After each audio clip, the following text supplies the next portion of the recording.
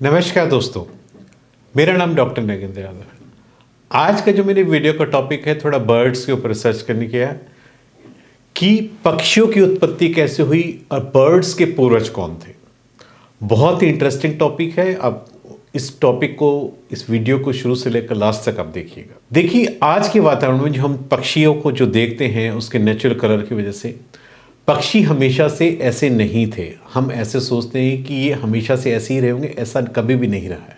आज से करीब 15,000 करोड़ वर्ष पहले धरती पर केवल डायनासोर ही रहते थे। उल्का पिंड आया, सारे डायनासोर नष्ट हो गए और सृष्टि में एक बार फिर से जो है जीवन की संरचना हुई, यानी धीरे धीरे जो है जीवन पनपना शुरू हुआ। शुरुआत कहाँ से होती है? 1861 में वैज्ञानिकों ने एक ऐसा फॉसिल्स या जीवाश्म खोजा। मतलब फॉसिल्स वो होते हैं जो जानवरों के अवशेष होते हैं।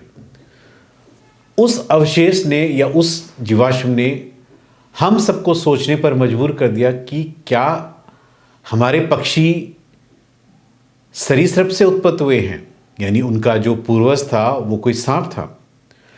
क्योंकि उस फॉसिल्स में आपने पढ़ा भी होगा साइंस के अंदर, आर्कियोपेटेरिक्स जो है एक फॉसिल्स था, जैसे कि आप फोटो में देख रहे हैं। इस फॉसिल्स की क्या विशेषता थी?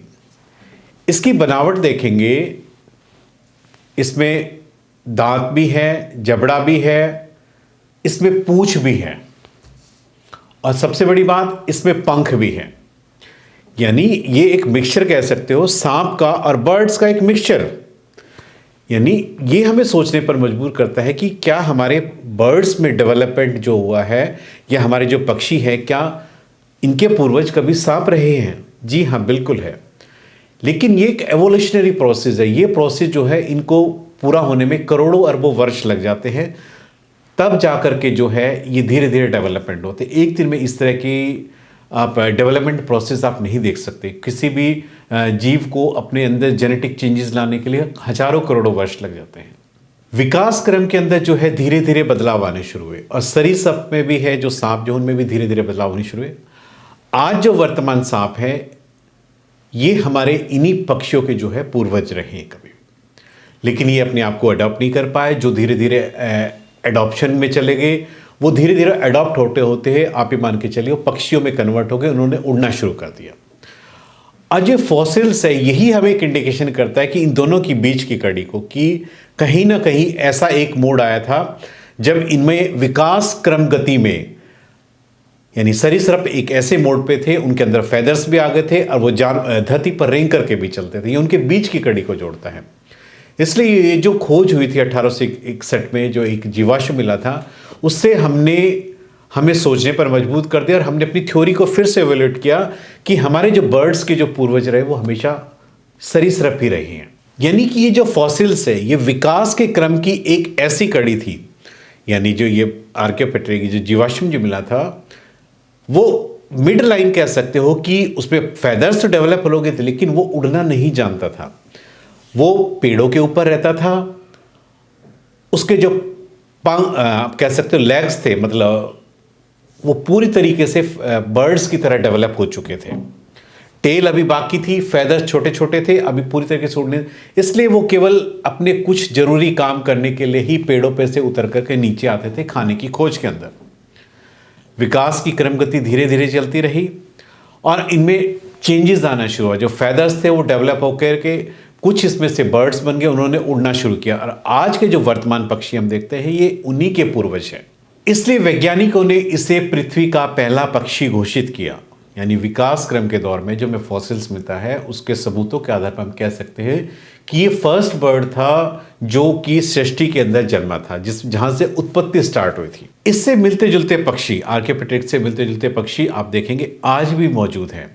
आपने ईमू या ऑस्ट्रिच पक्षी देखे होंगे, कुछ कुछ इसी का रूप है। ये पक्षी आज भी आप देखेंगे उड़ नहीं पाते हैं, ये केवल जमीन पर दौड़कर इनकी जो स्पीड होती है काफ़ी होती है।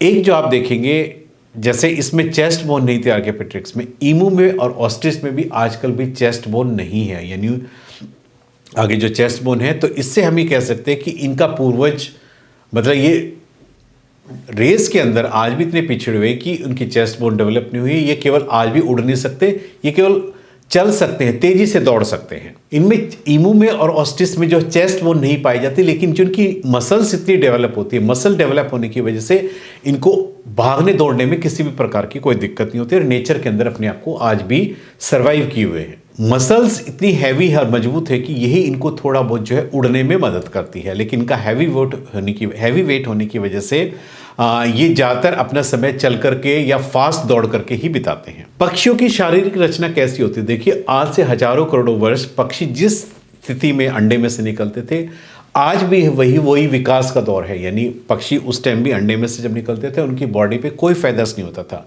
वही इतने हजारों करोड़ों वर्षों के बाद भी वो डेवलपमेंट का प्रोसेस में कोई चेंज नहीं हुआ है।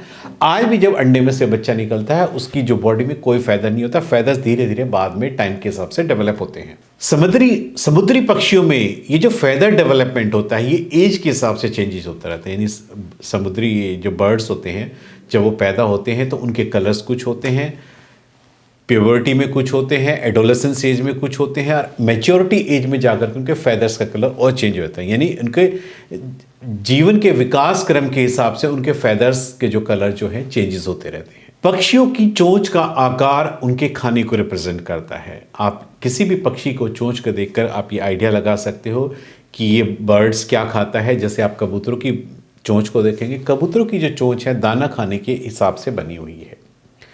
यदि आप फैल्कन, गिद्ध की चोंच को देखेंगे, उनकी जो चोंच है वो कुतरने के लिए या मांस खाने के लिए बनी हुई है। यानी हर पक्षी की जो प्रकृति ने जो चोंच की संरचना की है, उसी के आधार पर उसका खाना जो है डेवलप हो, या नेचर के अंदर आप ये कह सकते हो अपने आप को एडजस्ट करते करते इन्होंने अपनी बीक्स की शेप में चेंजेस ले आए हैं। जो जिस फीड की तरफ चला गया, नेचर ने उसकी चोंच का आकार उसी के हिसाब से कर दिया है। दाना चुगने वाले की पक्षी की चोंच का आकार अलग है, जो मांस खाता है उसकी चोंच का आकार अलग है। और कुछ पक्षी ऐसे होते हैं जो कि अपने खाने को एक साथ निगलते हैं, यानी पूरा पीस एक साथ ले जाते हैं। तो उनकी जो चोंच के आकार, जैसे आप देखेंगे क्रेन्स होते हैं, उनकी जो चोंच होती काफ़ी लंबी होती है, वो एक बार में पूरी फिश को एक साथ अंदर इंजेस्ट कर लेते हैं, निगल लेते हैं। तो इसलिए प्रकृति ने हर जानवर को चोंच उसकी सुविधा के अनुसार से दी है, जैसी उसकी डाइट नेचर के अंदर फिक्स हुई है। अब बात आती है पक्षी के पैरों की संरचना। देखिए, जल, थल और वायु, कुछ पक्षी जमीन पर रहते हैं, कुछ हमेशा आकाश में रहते हैं, कुछ पेड़ों पर रहते हैं। और इसी को देखते हुए कुदरत ने पक्षी के पैरों की संरचना को भी उसी हिसाब से डेवलप किया है। आकाश में जो पक्षी उड़ते हैं, उनके जो पैर होते हैं सबसे ज़्यादा मजबूत होते हैं। आपने देखा होगा, चील हो गया, गिद्ध हो गया, ये हमेशा आकाश में उड़ते हैं। ये अपने शिकार करने के लिए हमेशा जमीन पर नीचे झपट्टा मारते हैं, इसलिए इनके पैरों की मजबूत होना बहुत ज़्यादा ज़रूरी है। ये अपने शिकार पर झपटकर उसे उठा करके वापस ऊपर ले जाते हैं। तो कुदरत ने इनके पैरों के अंदर इतनी मजबूती दी है, इनकी मसल्स इतनी स्ट्रांग होती है, उसी हिसाब से इनका निर्माण किया है। पेड़ के ऊपर बैठने वाले पक्षियों का आप देखेंगे कि कुदरत ने उनको एक अंगूठा दिया है। अंगूठे का मतलब ये होता है, जब वो पक्षी पेड़ों के ऊपर बैठता है तो उसकी ग्रिप लगाने के लिए नेचर ने उसका जो डेवलपमेंट किया है पैर का, इस तरीके से किया है कि उंगली और अंगूठा दिया है, ताकि वो डाली पर बैठ करके अपने आप को मजबूती के साथ पकड़ करके बैठ सके और नीचे ना गिर सके। तो ये जो संरचना है, ये कुदरत ने या नेचर ने बर्ड्स को गॉड गिफ्टेड दी है। यानी जो जिस माहौल में पलता चला गया, कुदरत ने उसके हिसाब से ये डेवलपमेंट चेंजेस होते चले गए। पानी वाले पक्षी को यदि आप देखते हैं, तो पानी वाले पक्षी, उनके जो पैर होते हैं, जो पंजे होते हैं, उनमें वेब फुटेड बोलते हैं। वेब फुटेड उनको क्या है, पानी में तैरने में उनको मदद करते हैं। जैसे कि फोटो में आप देख रहे हैं, ये पक्षी पानी में इसको तैरने में मदद करते हैं। और ये पक्षी के पैरों में जो झिल्ली होती है, ये इसको तैरने में मदद करती है। इसीलिए पानी के पक्षियों के पैरों में हमेशा झिल्ली पाई जाती है। इसलिए हम इस कंक्लूजन पर जा सकते हैं कि पक्षियों के पूर्वज हमेशा से सरीसृप ही रहे हैं। और ये हम फॉसिल्स या जो जीवाश्म जो अवशेष अब जो मौजूद है, उसको देख करके हम कह सकते हैं। उम्मीद करता हूं कि आपको मेरे वीडियो का टॉपिक है काफ़ी पसंद आएगा। यदि आपको मेरे वीडियो का टॉपिक पसंद आए तो प्लीज़ मेरे चैनल को सब्सक्राइब कीजिए। धन्यवाद।